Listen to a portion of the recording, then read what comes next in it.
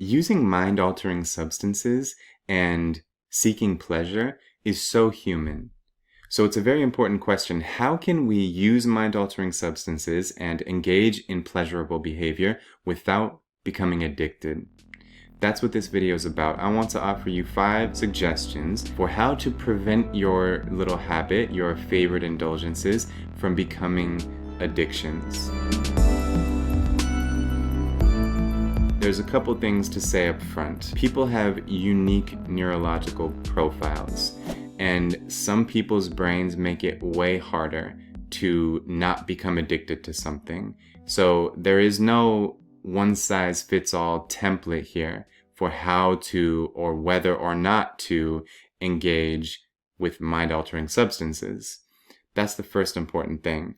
The second is that if you have been overcoming an addiction and you've been sober, stay sober. Don't take these suggestions as rationale for experimenting with diving back into what was becoming an ugly addiction. Just stay sober. And then the central principle is moderation requires more discipline than abstinence. So we really have to, I think, get in the mindset of if we are going to engage in mind-altering substances or pleasurable behaviors consistently, we have to exercise supreme discipline to maintain moderation. Now, addiction ranges in severity, and it's not easy to draw the lines between enjoying pleasure, indulging in pleasure, having a little habit, having a bad habit, and having an addiction. These lines are very blurry, and that's partly why it's so easy to become addicted before you really realize it, because for a long time, we just kind of call this our little habit when it's really a downright addiction. 3 main criteria of addiction are an inability to stop despite negative consequences, right? So there are negative health effects, negative effects on your relationship, negative effects on your work life or your mental clarity, and you still can't stop. Inability to control the amount of use, whether that's how frequently you use or how much you use in one session, and intense cravings that become really hard to ignore, which often bring about a state of irritability. So those are 3 clear signs that you have an addiction. But it does appear to be possible for some people to exercise moderation with their favorite mind-altering substances and be able to do it long-term without it negatively impacting their life. My 90-year-old grandfather enjoys a glass of wine with dinner, but that man, by the way, Grandpa Frank, is the master of moderation. He has taught me so much. I went to this man's house one day. He was having a muffin, and I was like, "Oh, Grandpa, you got a little snack for yourself, huh?" And he was like, "Yeah, I actually just take a little slice of that and eat this throughout the week." This man eats 1/7 of a muffin each day. A muffin that I could easily devour in 3 minutes. So I've learned a lot from my grandfather, the master of moderation. So clearly some people are able to drink their wine, drink their coffee, smoke their herb, and indulge in their mind-altering substance throughout their lifetime without it ever getting out of control. And so these are the tips for how we can make that happen. Number 1, lock yourself into a dose, meaning choose an amount that you're willing to use that you know does not lead to a bunch of negative consequences and yet still brings you the benefit that you're looking for from the substance, and never exceed that dose. And the dose meaning how much you use in one day, one session, or how frequently you use. This is so crucial because the negative consequences of a habit are exacerbated when a person is overindulging. So if you really moderate the dose, you can prevent the exaggeration of the negative effects. Different substances cause increases in tolerance at different rates. Heroin, for example, tolerance increases rapidly, meaning the 3rd time someone ever uses heroin, they already need way more than the first time they used it to get the same effect. Substances like this make it very hard to exercise moderation.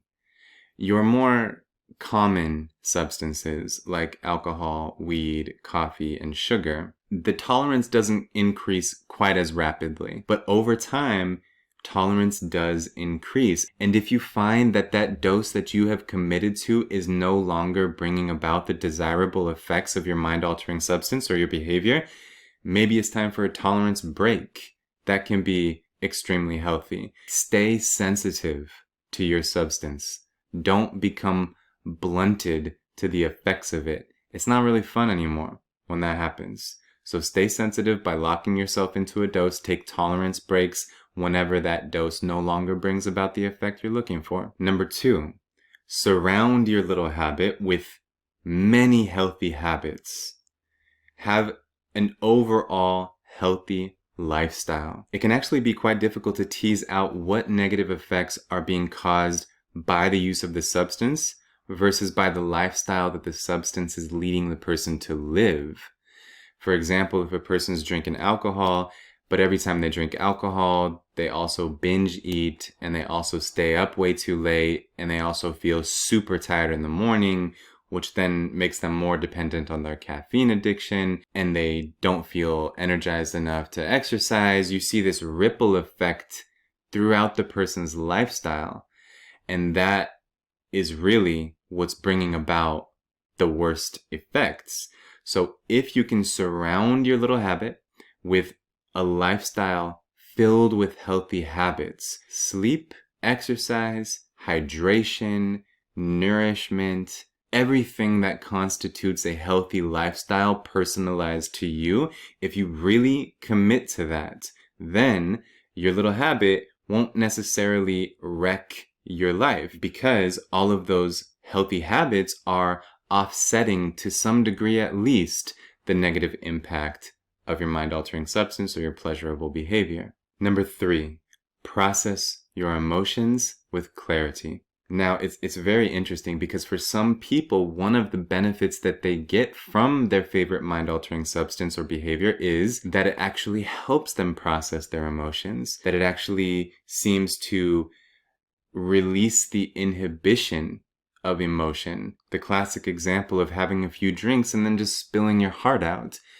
That's a serious benefit of using substances. But we don't want to get dependent on accessing emotions only when we're in an altered state of mind. And additionally, we really don't want to use mind-altering substances to avoid our emotions, because emotions are extremely important for guiding our life, even the unpleasant ones. And when a person is really in touch with their emotional activity, they're much more capable of course correcting their life before it gets way off course. Whereas a person who is burying or masking their emotions, their life might be going off course significantly. But because of the fact that they're never really feeling their feelings, they don't get that signal that things are not right. Number 4, be transparent with someone who you trust will hold you accountable. And be fully transparent. Never ever sugarcoat how much you're using.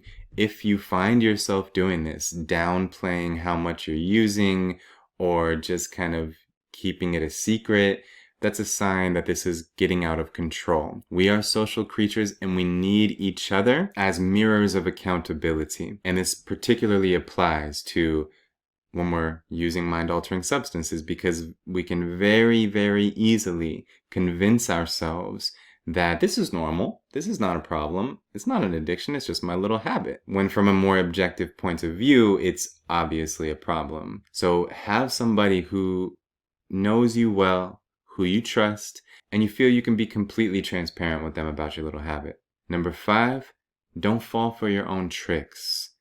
The mind is very tricky, and addiction is full of rationalizations, right? Even just that line I opened up the video with, that using mind-altering substances and seeking pleasure is so human, that right there could easily be something that we say to ourselves to justify overindulging. Addiction is extremely tricky because all along the way, towards severe addictions, we're rationalizing our behavior, normalizing it, justifying it, creating excuses for ourselves that actually make those decisions that lead to severe addictions sound logical. If you were to apply rule number 1, lock yourself into a dose, and then you found yourself after smoking that one single bowl or drinking those 2 glasses of wine or whatever you decided it should be, if you found yourself after those 2 glasses of wine thinking, this is a different type of day. It's Friday night. I can go with 1 more glass of wine, whatever, right? YOLO. That's a trick. That's a trick that your mind is playing to just justify an urge. And it's exactly what pushes us beyond the limits of moderation. And if we do this consistently, we cannot sustain our habits. They become addictions. And in a very tragic way, they become the focal point of our motivation at the cost of everything we really care about. So it's extremely important not to fall for our own little tricks. So again, remember, moderation requires more discipline than abstinence. And if you're really willing to exercise that degree of discipline and you have the neurological profile where that can make sense, then I hope that these suggestions will be helpful for you. This is such a delicate topic, but I just think it's a really important point of reflection. Not talking about this is equivalent to not talking about safe sex to a teenager. The truth is, people love mind-altering substances. And again, to be clear, if you're totally sober and you don't indulge in any of this, then no need. But most people have at least something, at least a pleasurable behavior that could get out of control. So I really think that this applies to all of us. And it's the responsible conversation to be having. So please provide your input. Leave a comment below. Let us know, what's your favorite mind-altering substance? Do you like coffee? You like sugar? You like weed? You like alcohol? What is it that you like to indulge in? Or what's your favorite pleasurable behavior?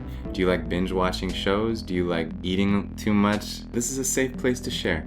And I really appreciate you listening. You who has listened to this video all the way through are exactly the type of person that we want in this community. So really, thank you so much for listening, and I'll be happy to hear any thoughts you have. If you like this video and you want to see more, please subscribe.